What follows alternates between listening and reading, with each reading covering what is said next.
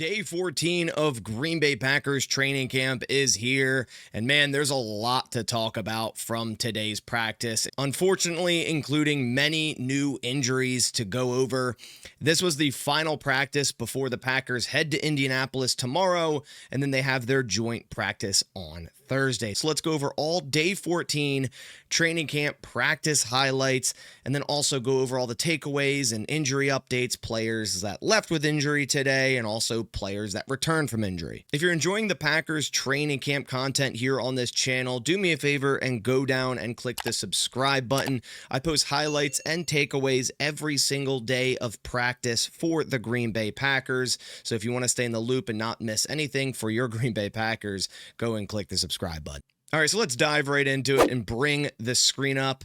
In this first clip, we have Malik Willis going through warm-ups, and the reason I'm showing you this clip is because we got an injury update for Jordan Love. We saw in yesterday's practice he had a tape job around his non-throwing thumb on his left hand, and today we got an update on that Jordan Love has gotten surgery, a small procedure on that left thumb, and I know that sounds really bad from the surface, but Brian Gutekunst did call it a little procedure and said he shouldn't miss any regular season time. This injury did occur on the final snap that Jordan Love took in that Jets game where he got sacked. He ended up banging his left hand on a defender's helmet, and now they just wanted to clean that thumb up rather than let it linger into the season. LaFleur also mentioned it's highly unlikely for Love to play the rest of the preseason. He said the plan was for Love to play that final third preseason game against Seattle. Now that's looking more and more unlikely. So maybe we'll see some of the other starters in week 3, but don't expect any starters here in week 2, especially with all the injuries that occurred today in today's practice, which we're going to dive down into here. So, one thing about this that is concerning, I have full belief that Love will be back week 1 and he'll be fine. Like, it won't be a lingering issue. But the fact that he's not going to be able to practice much, if at all, until week 1 is a massive concern. With the first 2 games going against NFC conference powerhouses, Detroit week 1, Washington week 2. Obviously, Jordan Love practicing would help him get in the groove of things before week 1, get more snaps with Elton Jenkins at center for the first time this season. It's definitely a concern moving forward, and I really hope it doesn't cause the Packers team to be sluggish or Jordan Love to not fully be ready week 1 versus Detroit. I really don't want to see that by the Green Bay Packers. I'm really hoping Jordan Love can return to practice maybe a week or 2 before that week 1 opener. Now, we do have some roster news as well. The Packers have signed yet another running back, and you can see him here in this clip, and that is Tyrion Davis-Price, a former third-round pick out of LSU in the 2022 draft, drafted by the 49ers, spent some time with the Eagles in 2024, and most recently was with the Tennessee Titans until he was waived in mid-July. Davis-Price has 43 career carries with 127 total yards, with Marshawn Lloyd and Emmanuel Wilson just returning from injury, which is also an update from today. Marshawn Lloyd and Emmanuel Wilson returned to team sessions, so that's great news as well. But we saw Jalen White leave with injury in that Jets preseason game, and there's also an update today that Israel Abanikanda is now out with injury, with a hamstring injury. So the Packers adding another running back into that room. But like I said, massive news in terms of returning today, but also new injuries, which we'll get into here in a second, is that Marshawn Lloyd did return to practice day and participated in team sessions and had a nice day, and Emmanuel Wilson also did as well. Another player that returned to team sessions today was Rasheed Walker. You can see him in this clip lined up at left tackle. We've been kind of waiting for Walker to do more than just individuals and be limited in practice, and he did return today. And here again, you can see Malik Willis, the new quarterback 1 for the foreseeable future for pretty much the rest of preseason, most likely. Or we can have punter Daniel Whelan line up at quarterback number 1. You can see him here working on his form throwing the football. All jokes aside, we're going to get a heavy dose of Malik Willis for the rest of this preseason. Sean Clifford, Taylor Elgersma. Maybe the Packers bring in another quarterback for the remaining 2 preseason games.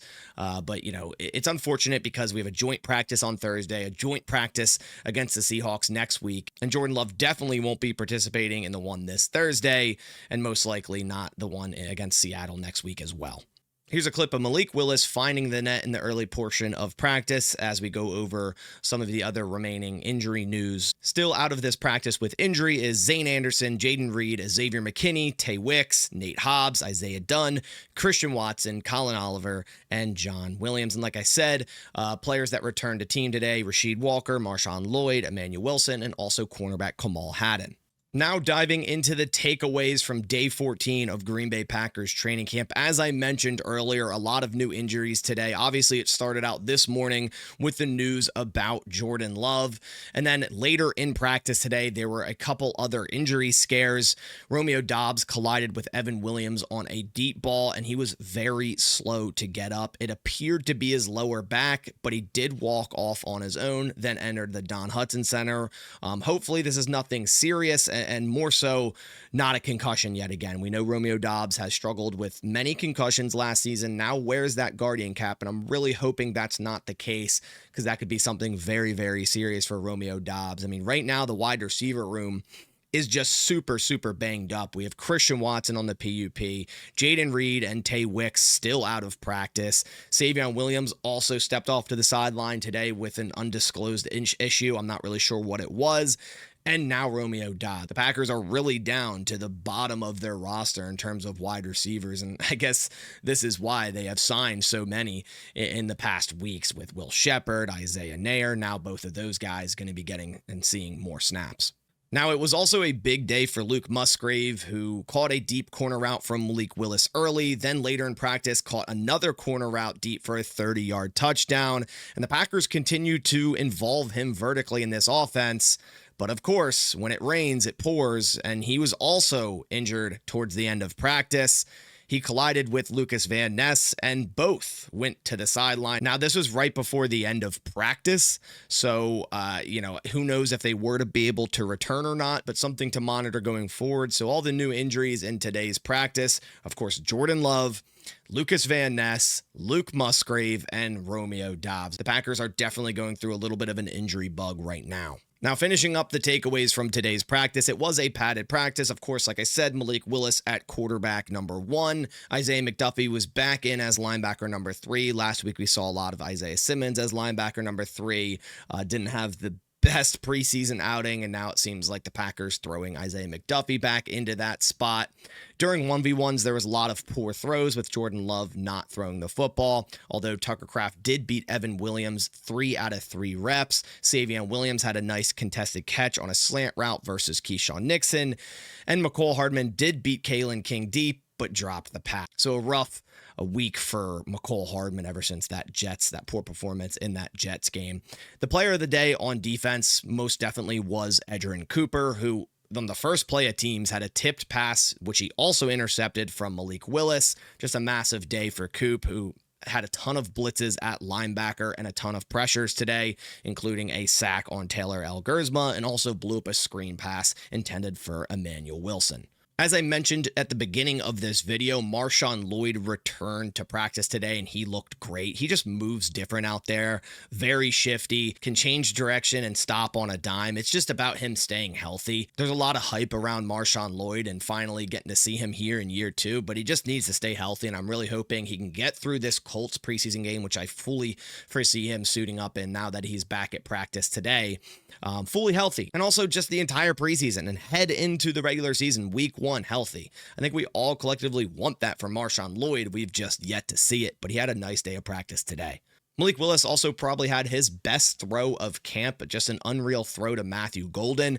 He threaded the needle right across the middle of the field, right past a diving Tyron Hopper who couldn't get a hand on it. It was also a great catch by Matthew Golden. Now, Golden did have his first quote-unquote real drop today, and it took this long, 14 days of training camp, which is great to hear that he just had his first drop. He's had some insane strong-handed catches through camp thus far, and he also had a nice comeback route, a nice catch of 15 yards from Willis later in practice today. Another receiver that continues to make a name for himself and is going to continue to get more and more snaps with all these injuries is Will Shepherd. I know some people have been talking about him in my comments, and he has been coming to camp and making plays, it seems like almost every day with the second team and the third team. And right now, I fully see him making the practice squad as one of our, wide receivers on that unit. There's also some great special teams work today from Bo Melton as a gunner. It seems like right now he is our best gunner on the roster, and that's going to be his course to the roster. I liked what I saw from him at cornerback in that Jets game. I posted a little cut up of that over on my X account, and I like what I see there as well, and I fully see Bo Melton making this roster. It's also a really nice string of practices for safety Katan Oladapo, who's had to step up in the absence of Xavier McKinney and Zane Anderson. He had some nice pass breakups today. Really nice to see him stepping up, and he's going to get a lot of action in this second preseason game with most likely Zane Anderson out of this game as well. Another new player that we saw the Packers sign last week was wide receiver Isaiah Nair, and he made his first splash of Packers camp, catching a 26-yard touchdown on a go ball from Taylor Elgersma, beating Kalen King on the outside. Then to wrap things up, the final note is Brandon McManus returned to kicking today. He's one day on, one day off, and now they have Mark McNamee in the building. He can, be every other day as well, but it was back to McManus today, and yet again, he was flawless, 6 for 6 today, making McManus 56 of 60 in camp. I mean, he's kicking at an all-pro level right now, and let's hope that continues into the season. So those are all the highlights and takeaways from day 14 of Green Bay Packers training camp.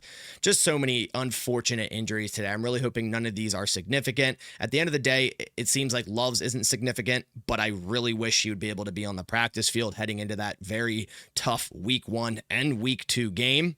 And then let's hope that the Romeo Doubs, Lucas Van Ness, and Luke Musgrave injuries are all very minor and they can return to action sooner rather than later. Like I mentioned, the Packers head to Indianapolis tomorrow and then have their joint practice on Thursday ahead of their game on Saturday. Really appreciate you guys coming by to the video. Hit the like button down below if you did enjoy this video. I'll catch you on the next one, and as always, go Pack Go.